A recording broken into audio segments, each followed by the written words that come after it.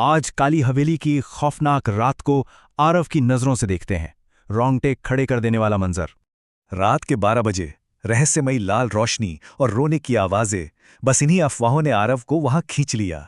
दिन में एकदम वीरान, पर रात में खौफ का साया। आरव बस इसी सच का पर्दाफाश करने अंदर घुस गया।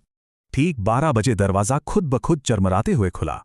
अंदर कदम रखते ही पायल की छन छन ने सन्नाटा चीर दिया।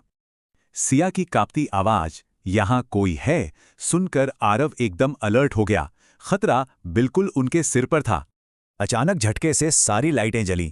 आरव की नजर एक पुरानी पेंटिंग पर गई, जिसकी आंखें सचमुच हिल रही थीं। आरव के तो होश ही उड़ गए। सीढ़ियों पर वही पेंटिंग वाली लड़की खड़ी थी, सफेद चेहरा और खूनी आंखें। तुम यहां क्यों आए हो? उसकी गूंजती आवाज से आरव की रूह कांप गई। अब बस वहां से भागना था। जान बचाने आरव गेट की तरफ भागा, पर वो लॉक हो चुका था। वे बुरी तरह फंस चुके थे। अचानक कबीर गायब।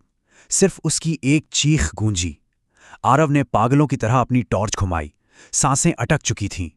टॉर्च जलाते ही आरव ने खौफनाक मंजर देखा। कबीर छत से उल्टा लटका था और वो आत्मा मुस्कुरा रही थी।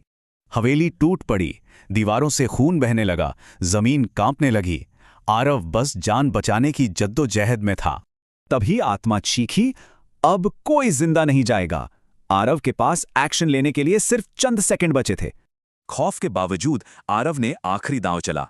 उसने सीधा उस आत्मा की आंखों में देखकर पूछा, तुम कौन हो? आत्मा रो पड़ी। उसने बताया कि उसकी हत्या इसी हवेली में हुई थी और अब वो यहीं कैद है। अगले ही पल हवेली बुरी तरह कांपी, बाहर तेज बिजली चमकी और आरव एक घने दम घोटू अंधेरे में डूब गया। जब आरव ने आंखें खोलीं तो वो हवेली के बाहर ठंडी सड़क पर था, बिल्कुल अकेला और बदहवास। सबसे भयानक सच पता है क्या है? उसके वो तीनों दोस्त उस खौफनाक रात के बाद कभी वापस नहीं लौटे। और आज भी आधी रात को उसी हवेली से पायल की छन छन आवाजें गुजरने वालों को अपनी तरफ खींचती हैं। जरा सोचिए, अगर दरवाजे खुद ब खुद खुलते हैं तो इस मौत के जाल में शिकार को बुला कौन रहा है?